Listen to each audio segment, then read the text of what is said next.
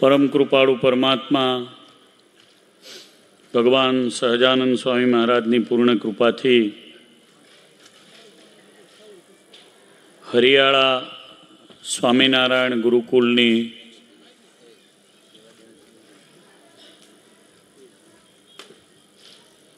आ दिव्य भूमि में भगवान स्वामीनारायण आजे बिराजमान थया। ये निमित्ते श्रीमद सत्संगी जीवन की दिव्य कथा चाली रही है। एना वक्ता व्यास स्वरूप पूज्य श्रीजी स्वामी, आदरणीय वडील पूज्य शास्त्रीजी भक्ति जीवनदास जी,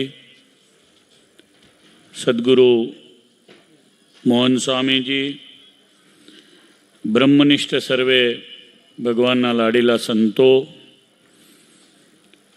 श्री हरिना लाडीला पूज्य शास्त्रीजी साथे वर्षोथी जोड़ायेला सौ भगवानना भक्तो, जमीनना दाता माधवलाल शाहभाईना परिवारजनों, सभा में उपस्थित होय तो खेड़ा जिल्लाना समाजना अग्रणी आ विस्तारना माजी धारासभ्य जेओना आग्रह ने प्रेमथी पूज्य स्वामी अत्रे रोकाया एवा श्री धीरुभाई चावड़ा, सभा में उपस्थित मधुभाई नितिनभाई वगैरे सत्संग अग्रणीओ, सौ पूज्य स्वामीना हेतवाड़ा यजमानश्रीओ, भाईओ बहनों सौने मारा भावथी जय स्वामीनारायण।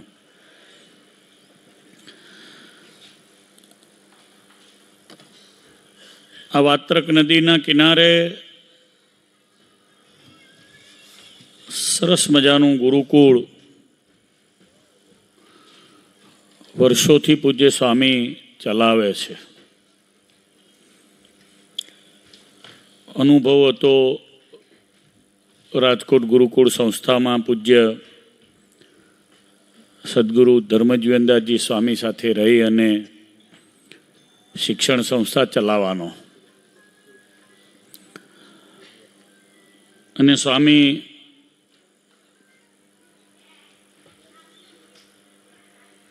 अहींया आव्या पछी निर्दोष भावे आ जग्या ज्यारे संपादन थई त्यारे एवं लगे कि आ बन्ने संतोनी साथे भगवान हता एटले आवो सरस मजाना मंदिरनो कलश चढ़्यो अने भगवान पधार्या त्यां सिद्धिनुं आवुं दिव्य काम थयुं।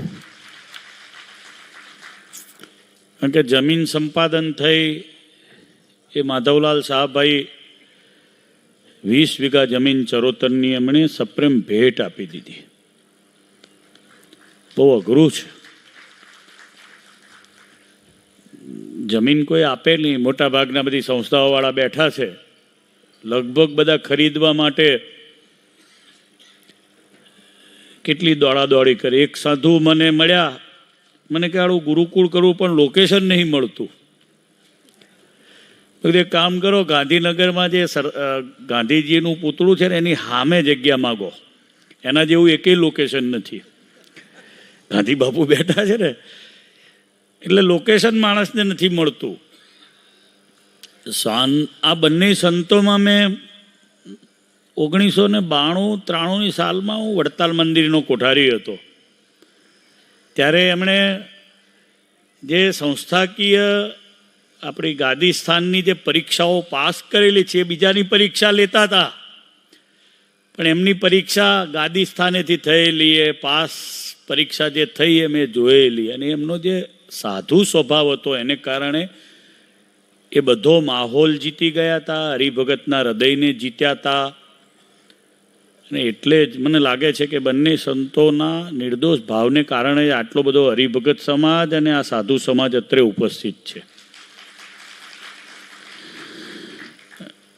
પૂજ્ય ભક્તિ જીવન શાસ્ત્રીજીને આપણે સાંભળીએ ત્યારે એમ લાગે કે સ્વામી હજુ બોલ્યા કરે ને કેવો ભાવ વ્યક્ત કરતા હોય છે. એમની નિખાલસતા એ આપણને સ્પર્શે છે. એમની નિષ્કપટતા આપણને સ્પર્શે છે. મને તો સ્પર્શે છે વ્યક્તિગત. હું જ્યારે જ્યારે પણ મળું ત્યારે એમની સાથે હિન્દીમાં સંવાદ કરું. એ ભણેલા વિદ્વાન છે એટલે હું કહું કેસા હે એટલે મને કે બડા અચ્છા હે. એમનો જે અંતરનો જે નાદ હોય છે ને એ નાભીમાંથી હોય છે. બહુ ઓછા એવા સંતો હોય છે જે નાભીમાંથી બોલતા હોય છે. મેં તો બહુ કંઈ જોયા નથી. આ એકાદ છે, આપણે બધા બેઠા છીએ 50-60, એમાંથી જો કોઈ અંતરથી બોલી શકતું હોય તો આપણે માલિશ કરી શકીએ, પાલિશ કરી શકીએ, માખણ ચોપડી શકાય, પણ અંતરથી બોલવું એ તો જેના હૃદયમાં ભગવાન વાસ કરતા એનાથી બોલી શકાય. બહુ ઓછાથી આવું બોલી શકાય છે. આ પ્રસાદીની આ મહારાજ ફરેલા છે એ જગ્યાઓ છે. જેતલપુરનો બીજો યજ્ઞ જ્યારે કર્યો ને ત્યારે લોલંગર બાવાએ બહુ ઉપાધિ કરી અને ભગવાનને પહેલે જ દિવસે યજ્ઞ પૂર્ણ કરવો પડ્યો. સૂચનાઓ લખી હતી એ તો બહુ લાંબી હતી ગોવિંદાનંદ સ્વામીને અને આનંદાનંદ સ્વામીને. એટલે 10,000 મણ તો ઘઉં ભેગા કર્યા હતા. એવો મોટો યજ્ઞ હતો. લાડવા કર્યા હતા શેરના. માણસ હતું 3-4 લાખ. યજ્ઞ મોટો હતો 15 દિવસનો. ફર્સ્ટ દિવસે જ સમાપન કરવું પડ્યું. ટ્રાન્સફર ક્યાં કરવો તો કે આપણે ડભાણમાં કરો. એ ડભાણ ટ્રાન્સફર કરવા આ બધું માણસ લઈ આવવાનું તો આખી આ વૈત્રવતી આ નદી વાત્રક નદીને ઉલ્લંઘવાની. અને એ વખતે અહીંયા અંગ્રેજ શાસન સ્થપાઈ ગયેલું એટલે પહેલાં કલેક્ટર અહીંયા નિમાઈ ગયેલા. પહેલી વાર કલેક્ટર અંગ્રેજ ગવર્નરે અહીંયા નિમેલા ખેડામાં. મહારાજ ખેડા કલેક્ટર હાઉસે પધાર્યા કલેક્ટર પાસે મંજૂરી લેવા માટે. સ્વામિનારાયણ ભગવાન. આ વાત મને એક બહુ સારા કલેક્ટર અહીંયાના આયા પીડી વાઘેલા સાહેબ, જે પછી કંડલા પોર્ટના ચેરમેન રહ્યા અને અત્યારે ટ્રાયના ચેરમેન છે, ટેલિકોમ રેગ્યુલારિટી ઓથોરિટી ઓફ ઇન્ડિયા, એના એ ચેરમેન છે. એમણે મને આ વાત કરી હતી. એ તો નિવૃત્ત થઈ ગયા પછી ભારત સરકારે એમની સેવા ચાલુ રાખી. એકવાર એમને મળવા માટે ગયો કોઈ કારણોસર. તો ઉપરના માળે રહેતા હતા, નીચે એમના પીએ હતા આમી એણે ચિઠ્ઠી લખીને મોકલી વડતાલથી સ્વામી આવ્યા છે. એટલે ફટદન સાહેબ નીચે આવ્યા 11:15 વાગે. મને કહ્યું તમે આવ્યા છો, આ તો પ્રસાદીનું મકાન છે, શ્રીજી મહારાજ અહીંયા પધાર્યા છે. મેં તો ના હોય. પછી એમણે મને અહીંયાનો જે હિસ્ટ્રી હતો એ બતાવ્યો અને એ હિસ્ટ્રી એક્ઝેક્ટ બેઠો આધારાનંદ સ્વામીએ પણ હરિચરિત્રામૃત સાગરમાં લખ્યો છે. એ વખતે 2-4-5 પટેલિયાઓ આ વિસ્તારના બેઠા હતા. એમણે મને યાદ આવે છે એટલે 1 મિનિટ વાત કરીને પૂર્ણ કરીશ. એટલે પટેલિયાઓએ ફરિયાદ કરી સ્વામિનારાયણ આવ્યા છે. અત્યારે જે આપણે જે નાના મોટા અપ્સ ડાઉનમાંથી પસાર થતા હોય ને એ વખતે સંપ્રદાય પસાર થતો હતો, મહારાજ હતા તોય. અને અત્યારે પણ આપણે સ્વામિનારાયણ ભગવાન વિશે કોઈ બોલતું હોય તો આપણે એની જે હિંમત, મર્દાનગી, શક્તિ, હૃદયમાં જે શ્રીજી મહારાજની નિષ્ઠા, નિશ્ચય, એ બધું જે ધરબીને આપણું ભરેલું હોય એ ટાઈમે પ્રકાશિત થવું જોઈએ નાના મોટા બધામાંથી અને બોલવું જોઈએ. અને બધાએ જેને જેવો જેટલું જ્ઞાની કહેવું જોઈએ. તો એ વખતે 2-4 પટેલિયા બેઠા હતા, દરબારો 2-4 મહારાજ જોડે ગયા. એટલે પટેલોએ કીધું આ તો સ્વામિનારાયણ આવેલા, આ તો પેલા તુલસીની માળા પહેરે છે એ સ્વામિનારાયણ આવ્યા. ફરિયાદ કરી અંદર જઈને કલેક્ટરને પાટીદારોએ 2-4 એવું લખેલું છે આધારાનંદ સ્વામી. એટલે કે છે આ તો સ્વામિનારાયણ તુલસીની માળા પહેરે છે, તુલસીની માળા તો નારાયણ સિવાય કોઈને પહેરાવાય નહીં. તો સ્વામિનારાયણ ભગવાન જતાં પહેલાં આ બધી ફરિયાદ થઈ ગઈ અંદર ઓફિસમાં. એટલે મહારાજને પેલા અંગ્રેજો કહે છે કે આ પટેલોની કંઈક ફરિયાદ છે તો તમે સાંભળો. તો કે અમે ફરિયાદ સંભળાય એટલા માટે અહીં નથી આવ્યા, અમે તો મંજૂરી લેવા આવ્યા છીએ. તમારી પાસે આ તમારા વિસ્તારમાં એમને કોઈ ઉપાધિ ના કરે એટલે અમે કહેવા માટે આવ્યા છીએ. તો કે બરાબર, પણ આનો જવાબ શું? તો કે તમે જ કહો ને. તો અંગ્રેજો હોશિયાર હતા શાસન ચલાવવામાં. એટલે એમણે પેલા પાટીદારોને જવાબ આપ્યો કે આ તમારી ફરિયાદ કોની સામે છે? તો કે આ તુલસીની માળા પહેરે એની સામે. તો કે તુલસી તો અહીંયા પ્રત્યક્ષ બોલશે?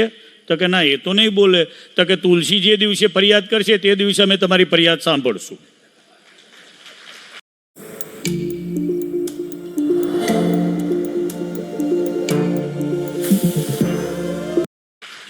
અંગ્રેજોએ આવો બુદ્ધિશાળી જવાબ મહારાજને પ્રોટેક્ટ કરતો આપ્યો.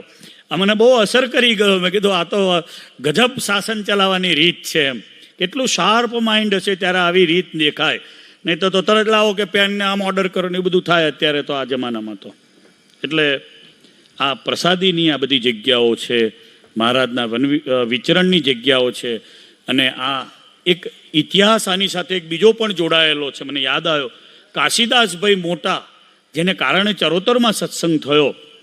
કાશીદાસભાઈને કોઈ કારણોસર ખેડા કલેક્ટરમાં હાજર થવાનું થયું અને એમને સજા થાય એવી પરિસ્થિતિ થઈ ત્યારે અહીંયાથી ડૂબકી મારી અને શ્રીજી મહારાજને યાદ કરીને નદીએ નાહવા માટે આવ્યા. 1-2 દિવસ પૂજા ના થઈ ત્યારે નાહવા માટે આવ્યા. ત્યારે આ વાત્રક નદીમાંથી એમણે શ્રીજી મહારાજને યાદ કર્યા અને ગઢપુર અહીંયાથી નીકળ્યા. એવો આપણા સંપ્રદાયનો વાર્તા સંગ્રહોમાં ઇતિહાસ છે. એટલે પૂજ્ય સ્વામીએ બહુ સરસ મંદિર બનાવ્યું, એક્સ્ટ્રા ઓર્ડિનરી મંદિર બનાવ્યું છે. રાધા કૃષ્ણ દેવ પધરાયા, નીલકંઠવરની ભગવાન હરિકૃષ્ણ મહારાજની મૂર્તિ પધરાઈ, સરસ શિવ પરિવાર પધરાયો છે, હનુમાનજી મહારાજ પધરાયા, નરનારાયણ દેવ, લક્ષ્મીનારાયણ દેવ પધરાયા. એટલે સ્વામિનારાયણનું ધામ આને કહેવાય.